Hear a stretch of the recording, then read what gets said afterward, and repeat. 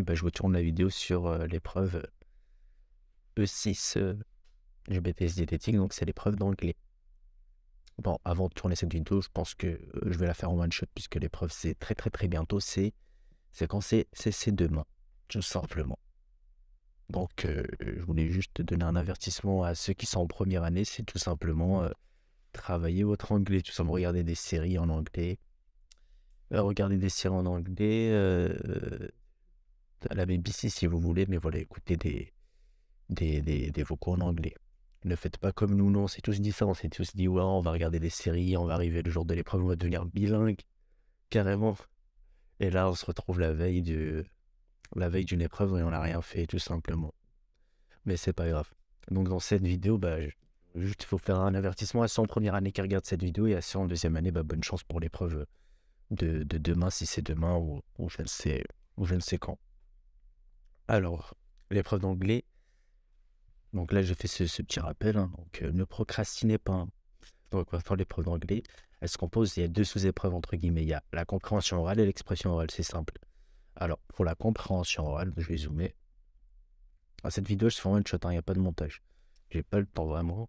La compréhension orale, déjà, il y a pas de préparation.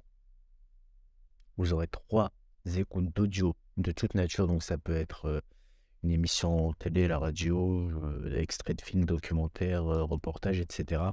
Et vous aurez 2 minutes de pause entre chaque écoute. Donc j'ai une durée de 15 minutes, c'est-à-dire 15 minutes écouter et prendre des notes. Et après, vous aurez 15 minutes pour faire votre résumé en français. Donc voilà. L'écrit, bien sûr, c'est bien évidemment en français. Il y en a qui font toujours l'erreur d'écrire en anglais, c'est 0, hein. Donc c'est bien en français, hein, pour la compréhension orale, hein, tout simplement. Alors là, j'ai quoi ici? Bon, là, on va pas détailler. Ça, c'est le barème que les jurys auront pour vous. Enfin, quel jury? Celui qui va vous noter, il aura ça comme barème. Donc, si vous voulez avoir la meilleure note, faut être du degré 4, tout simplement. Tous les détails significatifs du document sont relevés et organisés de façon à respecter sa logique interne. Le contenu informatif est compris, ainsi que l'attitude du locuteur, ton humour, point de vue, et une compréhension fine. Donc, voilà. Ça, c'est pour avoir la meilleure note. Après, voilà. Si vous voulez avoir 0, c'est votre problème. Ça, je rigole. Alors, là, je vais vous donner des conseils pour bien réussir son épreuve. Donc avant de lancer l'audio, demandez-vous comment vous allez organiser les informations relevées. Donc si voilà, est-ce que vous allez faire un tableau, une carte mentale? La structuration de votre prise de notes vous aidera ensuite à rédiger un compte rendu clair et organisé.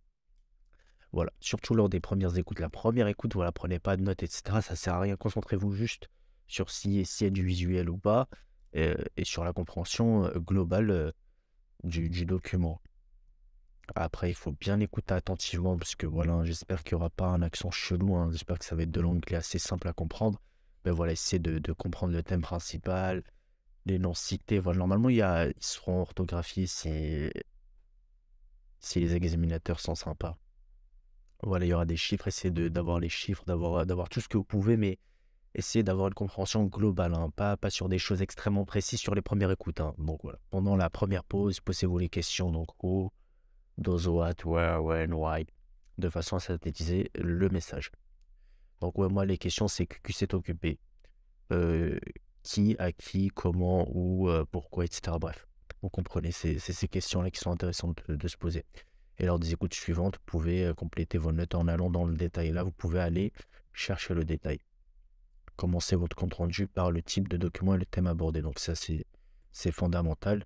Donc vous faites bien un résumé en français, hein. Vous faites pas, voilà, faut pas donner votre avis ou je ne sais quoi, hein. Contentez-vous de retranscrire ce qui est évoqué dans le document et ne cherchez pas à donner votre avis. C'est une épreuve de compréhension, pas d'expression. Et n'oubliez pas les mots de liaison. Donc ça, c'est bien évidemment. Ouais, donc comme c'est en français, j'espère que ça va être simple. Tout simplement. Après, on a la deuxième sous-épreuve, c'est l'expression orale. Cette fois, on a un temps de préparation. On a 30 minutes de préparation. Voilà, on va vous donner des documents. Voilà, des images, je sais pas, des diagrammes ou je sais quoi. Et ça va porter sur un même thème. Et vous aurez 15 minutes d'oral dans lequel vous devez vous présenter. Donc voilà, 1 minute pour se présenter, etc. Et présenter les documents étudiés. Plus la conversation avec le jury, donc il va vous poser des questions sur les documents. Donc votre entretien avec le correcteur se déroulera en 3 étapes. Une brève présentation personnelle, une ou 2 minutes. Une présentation structurée des documents, 3 à 4 minutes pendant laquelle vous devez mettre en évidence le thème illustré par les documents et souligner les points importants et les détails pertinents.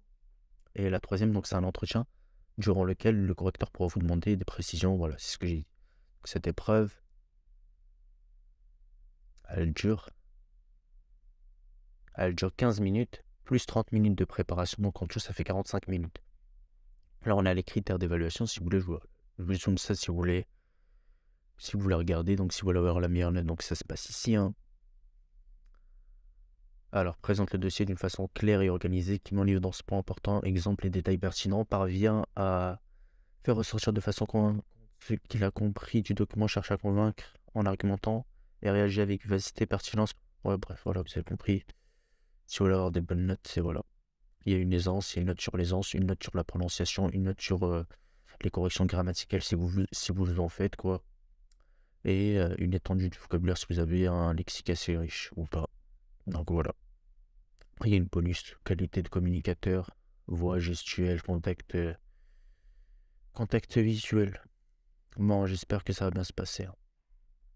Donc voilà, il y a bien s'exprimer en continu, prendre part à l'entretien et échelle de perception et recevabilité linguistique. Bref, c'est intéressant d'avoir les critères en tête, comme ça, si ça peut aider.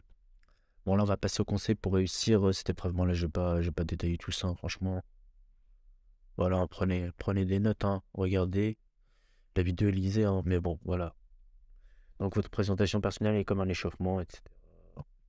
Ne pas la négliger, elle vous donnera confiance. Ouais, préparez votre présentation personnelle, donc voilà, présentez-vous, ce que vous faites, quel stage vous avez fait, votre expérience, etc. 1 minute, pas plus, 1 minute, 1 minute 30, parce que vous devez présenter les documents, on s'en fiche de votre vie, en fait. On s'en fiche de votre vie, mais ça peut aider, pour ceux qui ont vraiment du mal, ils peuvent mettre ces 2 minutes-là à profit. Plus vous avez du mal en anglais et vous n'êtes pas à l'aise, plus vous pouvez vous concentrer sur ce que vous avez préparé chez vous. Tout simplement, après l'étape de identifier la nature des documents, ouais, voilà, ça, après vous faites votre travail d'analyse des documents, etc. Vous sortez ce que vous pouvez. N'hésitez pas à reformuler la question qui vous est posée, cela vous permet de savoir si vous l'avez bien comprise. Ouais, si l'interlocuteur vous pose une question, n'hésitez pas à la reprendre. Si vous n'avez pas compris, n'hésitez pas à lui poser la question. Est-ce que vous pouvez répéter la question? Je n'ai pas compris, etc. Et vous la répétez. Le but, c'est de ne pas truc. Attends, vous pouvez aussi utiliser votre expérience professionnelle. Ouais, ça, vous pouvez. Bref, n'hésitez pas à faire pause et à lire. C'était très bon conseil pour réussir l'épreuve. Ça, c'est l'épreuve orale. Bon, là, à ne pas oublier, ça c'est le truc le plus important, on s'en fiche de tout ça, faut pas oublier. Donc déjà, vous prenez de quoi écrire, déjà ça c'est une base. Si vous partez sans stylo, sans quoi que ce soit, ça va très mal commencer. On va avoir cette pièce d'identité ou une carte d'identité, quelque chose pour vous reconnaître, quoi. Voilà, venir 30 minutes avant le début de l'épreuve, ça c'est très important, essayez de venir très très très très tôt. Franchement, vous venez 30 minutes avant, et voilà. Comme ça, au moins, vous avez le temps de vous asseoir, de parler avec d'autres étudiants, etc. Tranquille, faut pas stresser, ça va bien se passer. C'est juste une épreuve d'anglais, c'est ECOF 1. Faut pas l'oublier. Voilà, faut imprimer votre convocation. Ça, c'est très important. Il y en a beaucoup qui viennent là-bas sans convocation papier. Il faut avoir une convocation papier. Donc là, imprimez vos conventions, s'il vous plaît, vos convocations. Et ne quittez pas la salle tant que vous n'avez pas émargé. Ça veut dire quoi? Ça veut dire que lorsque vous faites votre épreuve, normalement, il y a un examinateur, il y a quelqu'un qui va vous tendre une feuille sur laquelle vous devez émarger, vous devez signer, quoi. Vous devez signer, voilà, il y a votre prénom, votre nom, il regarde votre carte d'identité, et vous signez, comme ça, vous étiez là-bas, quoi. Ne sortez pas de la salle tant que vous n'avez pas signé. Franchement, ça, c'est une erreur, parce que si vous n'avez pas signé, c'est que vous n'étiez pas là, quoi. Donc, faites très, très, très, très attention. Donc, j'espère que cette vidéo vous a plu, voilà. Donc là, allez revoir du vocabulaire, allez vous entraîner. C'est tout ce que je vous souhaite. Bon courage à tous.